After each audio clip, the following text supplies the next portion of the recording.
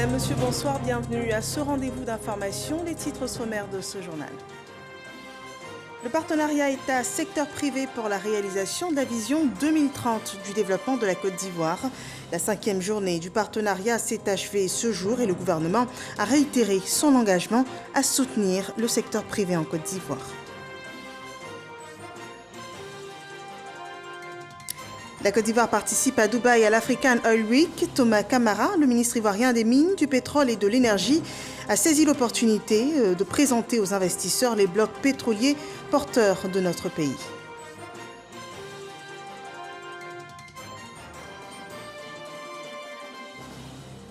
Et nous verrons aussi dans ce journal le dossier EcoPlus de ce mardi. Il creuse la problématique de la location-vente. Pourquoi cette formule qui facilite la propriété immobilière n'est plus appliquée quand elle a fait ses preuves dans les années 80 à 90. Bienvenue dans ce 23h. Ouvrons ce journal en nous rendant à Toumoudi, dans la région du Bélier. Le président du Sénat, Jano Ahoussou-Kouadio, y était en visite. Il a pris part à une session du Conseil régional. Et le président du Sénat a aussi rencontré les familles des victimes des troubles liés à la présidentielle de 2020. Le récit de Kader Sogodoko. Jano Ahoussou-Kouadio, accompagné d'une forte délégation de sénateurs, est accueilli à Toumoudi par les autorités administratives et politiques de la localité. Premier temps fort de sa présence dans la ville, Toumoudi-Kro, des familles endeuillées lors des événements malheureux liés à la présidentielle de 2020, reçoivent le réconfort du patron du Sénat. Il profite de sa présence pour inviter les populations à bannir la violence sous toutes ses formes. Il est question donc d'envoyer des missions traditionnelles de paix pour régler traditionnellement cette affaire, pour faire les sacrifices usuels, notamment pour apaiser la terre. Insister sur la nécessité de la paix et de la concorde dans la région du Bélier. Cette région a connu les violences les plus inouïes. C'est pas normal. On a besoin de paix et de concorde pour bâtir le pays. Après le village de Toumoudi-Kro, retour à Toumoudi, où le président du Sénat prend part à une session du Conseil régional du Bélier sur invitation de son président, Pascal Yeboué. Une session consacrée au budget 2022. Un cadre idéal pour Jano Ahoussou-Kouadio pour inviter l'ensemble des sénateurs à prendre part aux sessions des municipalités et de conseils régionaux de leur localité. Il y a des préoccupations de chaque conseil régional. Chaque conseil régional a ses particularités. Chaque commune a ses particularités, a ses difficultés. J'invite tous les sénateurs à descendre à la base, car le développement se fait à la base. Il faut venir à l'écoute. Le président du Sénat, Jano Ahoussou-Kouadio, compte visiter plusieurs mairies et conseils régionaux lors de leur session dans les mois à venir. Et nous en venons à la collaboration entre l'État et le secteur privé. Elle a été vue de plus près au cours de la 5e journée dédiée à ce partenariat. La préoccupation majeure, c'était la contribution du secteur privé au développement de la Côte d'Ivoire. Un peu plus de 2000 personnes ont participé aux échanges suivant le développement de Dangui Dangui. Le développement du secteur privé ivoirien, érigé en priorité nationale par les autorités, est le levier sur lequel le gouvernement mise pour réaliser les objectifs portés par sa vision, dénommée Côte d'Ivoire 2030. Des objectifs rappelés ce lundi à l'ouverture de la 5e édition de la journée du partenariat État-secteur privé. Doubler le revenu par tête d'habitant, créer 8 millions d'emplois d'ici 2030, réduire la pauvreté de moitié en 2030, rehausser l'espérance de vie de 10 ans. Le secteur privé partage cette ambition, selon le patron de la Confédération générale des entreprises de Côte d'Ivoire. Jean-Marie Aka a salué les efforts d'amélioration de l'environnement des affaires et l'institution du dialogue public-privé, avant de plaider pour la levée des freins au développement du secteur privé en Côte d'Ivoire. La taille trop importante d'un secteur informel à faible productivité constitue un frein au développement d'un secteur privé national compétitif.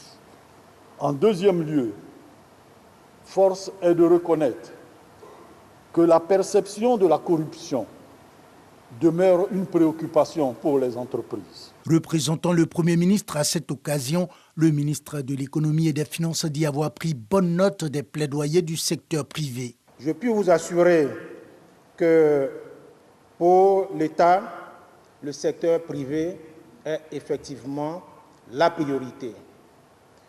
C'est sur cette conviction que je voudrais vous indiquer que tout sera fait pour faire en sorte que le secteur privé puisse s'épanouir.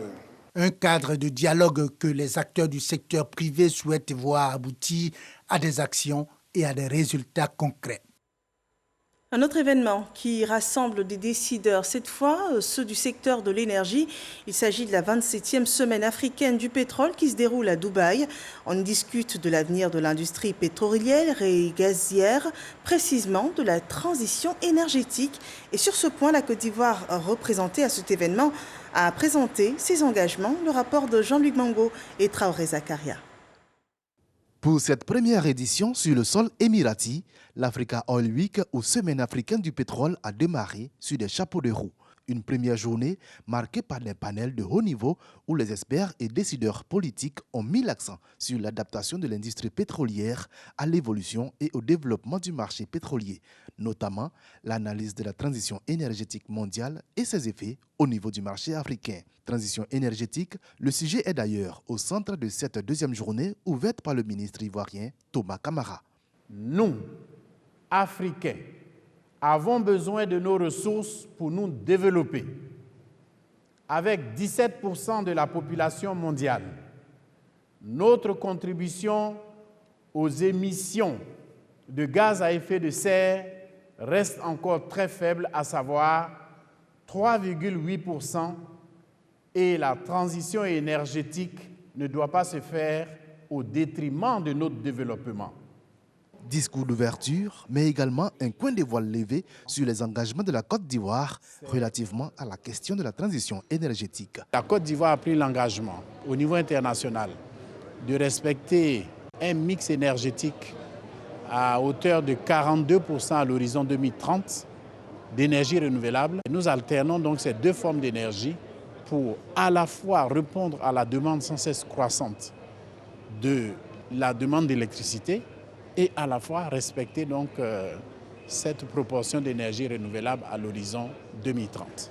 La Côte d'Ivoire rentre ainsi de plein pied dans la semaine africaine du pétrole. Après ses prises de parole, le ministre Thomas Camara a effectué cet après-midi une visite sur une des plateformes du géant pétrolier Eni. Demain mercredi, il procédera à l'ouverture du showcase de la Côte d'Ivoire. Le pays va présenter toutes ses potentialités et ses opportunités d'investissement sur son bassin sédimentaire. La Côte d'Ivoire n'est peut-être pas encore le géant pétrolier auquel elle aspire depuis quelques années, mais elle s'en donne les moyens, notamment à travers cette participation remarquée à cet événement. Nous parlons à présent de la COP26. La grande réunion sur l'environnement s'est ouverte le 31 octobre dernier à Glasgow. C'est en Écosse. Plus de 200 États du monde échangent sur des sujets stratégiques pour lutter contre les changements climatiques. Et ce mardi, les pays de la francophonie se sont rencontrés. Le détail avec Grace Kando et Kinibois. L'accès au fonds climat, la méconnaissance des mécanismes et les techniques d'élaboration de projets. Entre autres sujets évoqués au cours de la rencontre des ministres membres de l'Organisation internationale de la francophonie. Tous les ministres à l'unanimité ont exprimé donc leurs préoccupations relatives donc à la barrière linguistique que nous constatons, parce que tous les documents qui sont faits donc pour aller vers les fonds d'adaptation, les fonds verts, même tous les fonds relatifs donc à l'environnement, généralement sont faits donc dans la langue anglaise. Donc quand nous venons à ce genre de rencontres, les pays anglophones sont déjà favorisés. Ils ont de l'avance sur les pays francophones. Et donc il était question que les ministres francophones donc, se réunissent et parlent le même langage. Et nous n'allons pas nous arrêter là. Les ministres francophones, donc, après concertation, nous avons décidé donc, de nous rencontrer donc, régulièrement donc, pour poser donc, le problème, pour poser donc, cette préoccupation donc, sur le plan national, sur le plan mondial, pour que ces fonds-là soient accessibles aux pays francophones qui en souffrent. Une rencontre qui a permis de faire des plaidoyers à l'endroit des organismes de financement du climat. L'Organisation internationale de la francophonie compte jouer sa partition dans l'accès au fonds climat des pays francophones.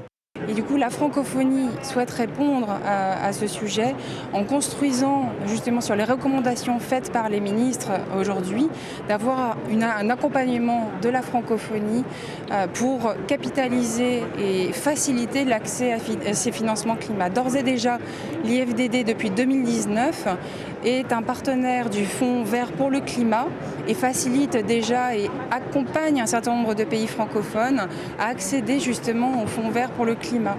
Les ministres membres de l'Organisation internationale de la francophonie souhaitent que leurs requêtes trouvent un écho favorable auprès de la Convention cadre des Nations Unies sur les changements climatiques qui regroupe 197 pays dont fait partie la Côte d'Ivoire. À Paris, les travaux de la 41e session de la Conférence générale de l'Organisation des Nations Unies pour l'éducation, la science et la culture, l'UNESCO, ont démarré ce 9 novembre 2021. Pour cette rencontre, l'accent est mis sur la solidarité autour de la défense du droit à l'éducation, un droit impacté par la crise sanitaire due à la Covid-19. L'ouverture a été marquée par l'élection à la présidence de la 41e session de cette conférence générale, suivie de celle du directeur général de l'UNESCO. Notons que la délégation ivoirienne est conduite par la ministre de l'Éducation nationale et de l'alphabétisation, le professeur Mariatou Koné. En Côte d'Ivoire, le secteur de la santé enregistre une 4e mission de chirurgie réparatrice de l'œsophage après ingestion de produits caustiques. 12 enfants bénéficieront de soins grâce au partenariat entre la Fondation Children of Africa, la Croix-Rouge et l'ONG française La Chaîne de l'Espoir. Le détail sur cette mission avec Mohamed Traoré. Permettre à 12 enfants de s'alimenter à nouveau correctement. Une faculté qu'ils ont perdue après avoir accidentellement mangé de la soude caustique, un produit corrosif pour l'œsophage. Une faculté que veut leur restituer l'hôpital mère-enfant Dominique Ouattara de Bingerville et l'ONG française La Chaîne de l'Espoir à travers une mission de chirurgie réparatrice entamée dimanche dernier à Abidjan. C'est une opération qui est assez importante et on utilise le côlon de l'enfant pour remplacer son œsophage qui est détruit. En plus, on fait de l'enseignement aux équipes locales avec le but de, bien sûr, passer le témoin dans quelques temps. L'HME, c'est le centre des références à Abidjan et peut-être même de la sous-région de sténose caustique de l'œsophage, avec effectivement les nutritionnistes, les pédiatres, les réanimateurs. C'est vraiment une équipe multidisciplinaire, compétente et vraiment aguerrie depuis un certain moment pour prendre en charge les sténoses caustiques. Sur les 12 enfants pris en charge, 6 cas bénéficieront d'un remplacement œsophagien et les autres d'une dilatation. Cette mission de chirurgie réparatrice est la 4e du genre que mène gracieusement la Fondation Children of Africa de la première dame Dominique Ouattara et l'ONG française La Chaîne de l'Espoir. Au cours de ces 4 missions, il y a à peu près 45 enfants qui ont été pris en charge. Et ces enfants, ils sont soit ivoiriens, donc pris en charge directement par la fondation de la Première Dame, Children of Africa. Et quand ils sont issus de la sous-région, ils sont pris en charge intégralement par la Chaîne de l'Espoir et l'Agence française de développement. Pour nous, c'est vraiment une satisfaction de traiter ces enfants. Il faut savoir que ces enfants viennent chez nous un mois avant l'intervention pour la nutrition. Et après l'intervention, passe par la réanimation et ensuite quelques jours d'hospitalisation avant de rentrer chez eux. Tous ces enfants commencent déjà l'alimentation ici avant de sortir. La Croix-Rouge de Côte d'Ivoire est partenaire à cette 4e mission de chirurgie réparatrice des sténoses caustiques. Elle entreprend avec le concours financier de l'Agence française de développement des campagnes de prévention et de sensibilisation destinées aux populations et au personnel de santé afin de réduire les dégâts de la sténose caustique dans la société.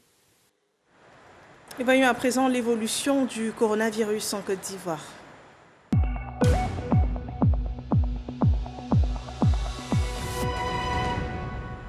Ce mardi, 16 nouveaux cas de Covid-19 ont été répertoriés, 22 nouvelles guérisons et un cas de décès également enregistré Ainsi, ce 9 novembre 2021, la Côte d'Ivoire compte en tout 61 442 cas confirmés, dont 60 209 personnes guéries, 700 décès. Il reste encore 533 cas actifs. À cette date, au moins 3 595 570 doses de vaccins anti-Covid ont été administrées sur tout le territoire. Continuons donc de respecter les mesures barrières. Nous sommes mardi, jour du dossier économique, et ce soir intéressons-nous à une formule de transfert de la propriété immobilière, la location-vente. Cette stratégie adoptée par la SICOGI dans les années 80 à 90 a fait d'heureux bénéficiaires. Elle n'est plus en vogue ces dernières années. Pourtant, les acteurs du secteur de l'immobilier lui reconnaissent ses avantages fort profitables à toutes les couches de la société. Pour l'État qui propose des logements sociaux, il faut un préalable à l'usage de cette méthode. Cheikh Koné a enquêté sur la problématique de la location-vente. On regarde.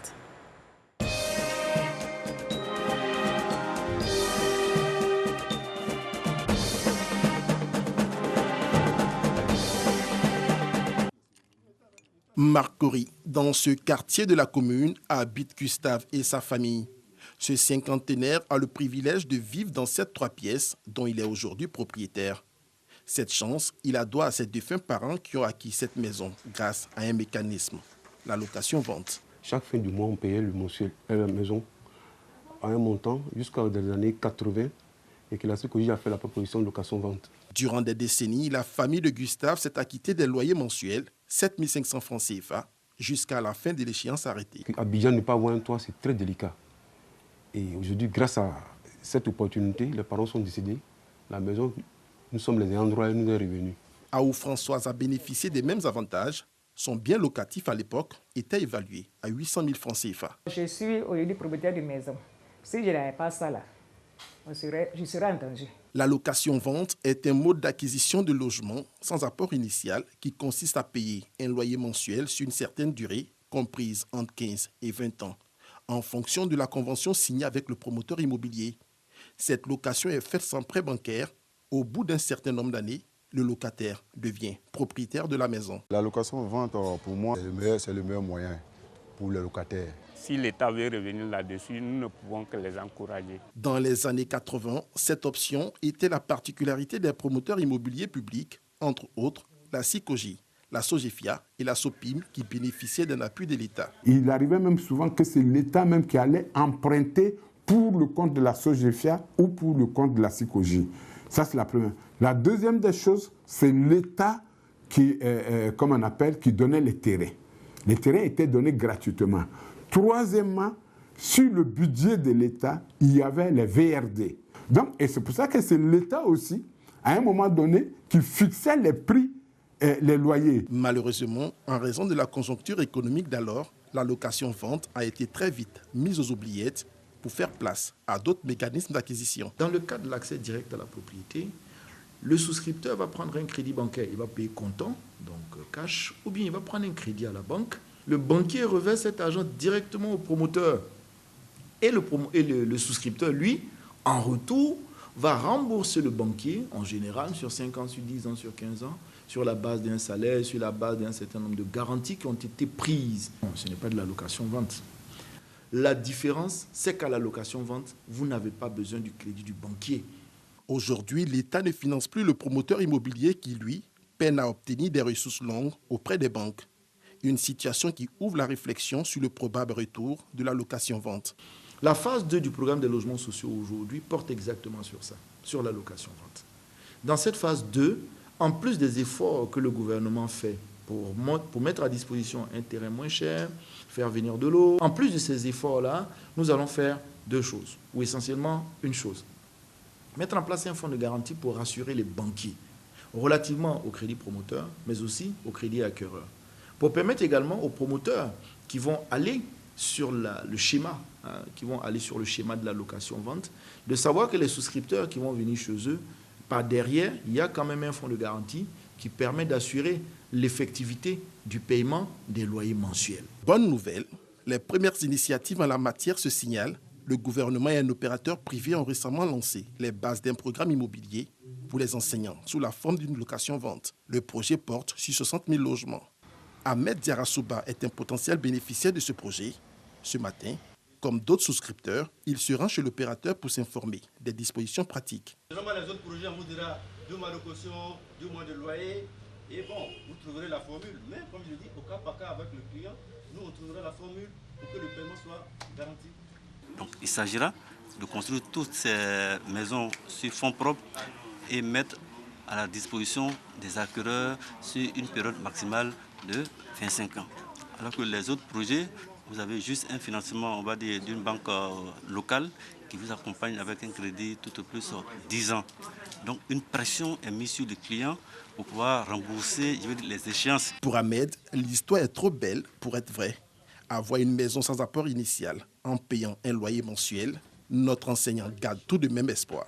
Donc je pense que c'est une bonne chose si vraiment ça peut être possible. Ici, l'enjeu reste la mise à disposition de ressources longues aux opérateurs immobiliers, par des organismes de développement, des banques ou encore des fonds de pension.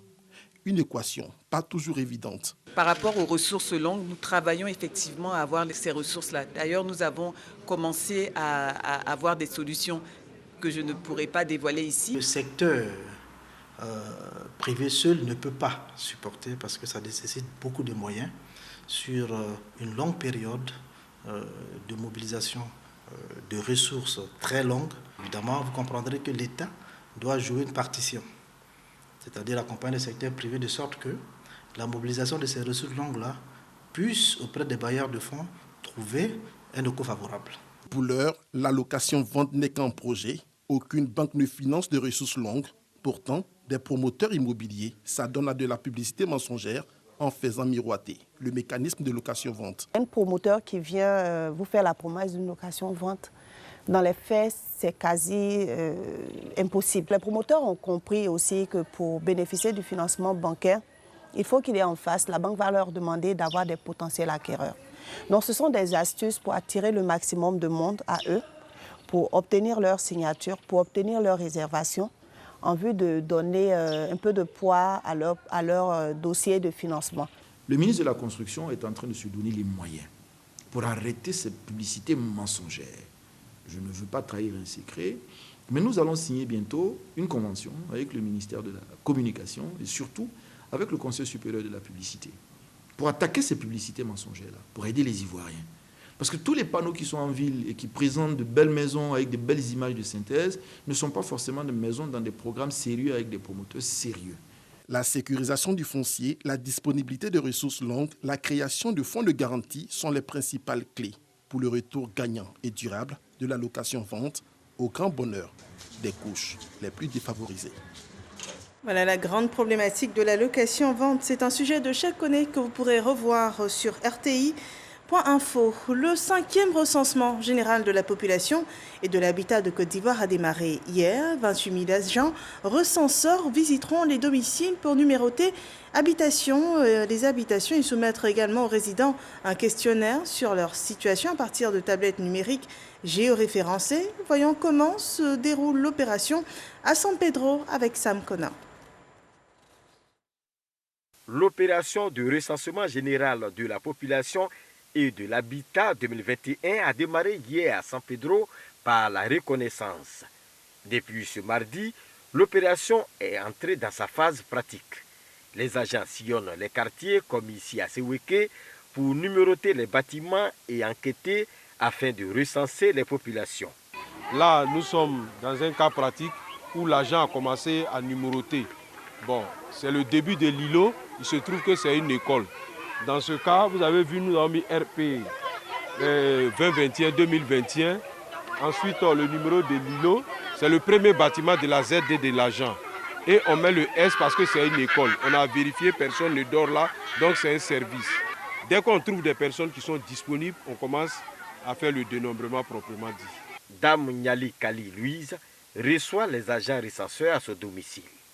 Le petit là, il est venu, il dit, il va faire recensement.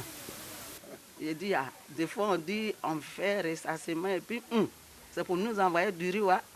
Je vais dire à mes voisins, ceux qui ne sont pas là, je vais les dire, s'ils viennent, ils n'ont qu'à ouvrir les portes, que le recensement passe. C'est pour nous sauver. Surtout, nous sommes les vieilles, mais c'est pour sauver nos enfants demain. et c'est l'avenir de nos enfants demain.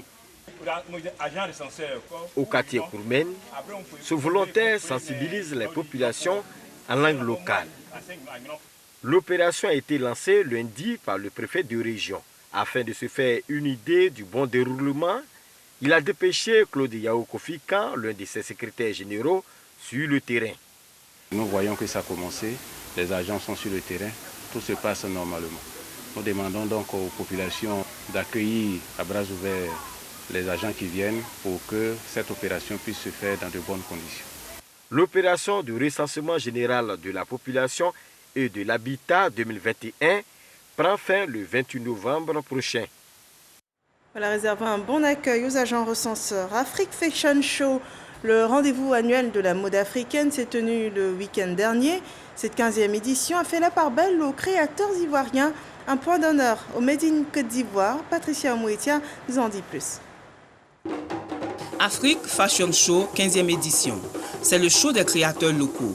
Honneur au Made in Côte d'Ivoire. 15 créateurs représentés par 4 générations de stylistes ont étalé leur savoir. Un voyage vestimentaire entre créativité et découverte. Je présente une collection essentiellement faite en tissage, des pagnes tissées de mon atelier, des pagnes que nous tissons nous-mêmes par des femmes et agrémentées de la très belle dentelle. J'ai décidé de partir sur du pagne baoulé, centre de la Côte d'Ivoire. Et je veux montrer tout ce qu'il y a de beau au niveau du peuple akan. Des tenues tant classiques que excentriques, portées par des mannequins professionnels et aussi par Manaja, chanteur du groupe Magic System, la journaliste écrivaine Anzata Ouattara et l'animatrice Caroline Da Silva. Un défilé qui a ravi les invités. Nous sommes prêts à partir de maintenant à porter les tissus ivoiriens et suivre nos couturiers ivoiriens. La mode ivoirienne doit être acceptée par nous d'abord, avant de sortir de la Côte d'Ivoire. C'était vraiment top. J'ai aimé les défilés, j'ai tout apprécié vraiment. Pour la promotrice, c'est une manière de signer le label du pays dans l'essor de la mode africaine. Made in Côte d'Ivoire parce que je pense que notre pays a beaucoup à donner, a beaucoup à démontrer, surtout en matière de textile. On a tous nos tisserands qui travaillent superbement bien le pagne tissé. Aujourd'hui, il faut susciter chez l'Ivoirien cette envie-là de se vêtir dans le pagne tissé. La ministre d'État, Kandia Camara, marraine de la cérémonie, a encouragé les créateurs qui ont décliné à travers des tenues inédites la promotion du Made in Côte d'Ivoire. Pour soutenir tous ceux qui nous rendent beaux et belles, tous ceux qui font la fierté de la Côte d'Ivoire, aussi bien en Afrique qu'à l'international, mais tous ceux et toutes celles qui apportent une part importante dans l'économie de ce pays, à travers leur talent, leurs dons, leur création. Pour le rayonnement de la mode, le doyen des créateurs Patéo a été honoré au cours de cette 15e édition d'Afrique Fashion Show. Voilà une belle promotion du savoir-faire ivoirien. 26 œuvres appartenant au trésor royal d'Abomey retournent au Bénin, d'où elles avaient été pillées en 1892, il y a environ 129 ans, par le colonel Alfred Dodds. La cargaison qui devrait arriver demain au Bénin contient entre autres 3 grandes statues royales Bossio, des trônes, des sièges et des hôtels portatifs. L'acte de transfert des propriétés a été signé ce mardi matin à l'Élysée par les ministres béninois et français de la culture. C'est en présence des présidents Patrice Talon et Emmanuel Macron et c'est l'aboutissement d'un processus initié il y a environ 4 ans. C'est la fin de ce journal. Merci de l'avoir suivi. Excellente fin de soirée sur RTI 1.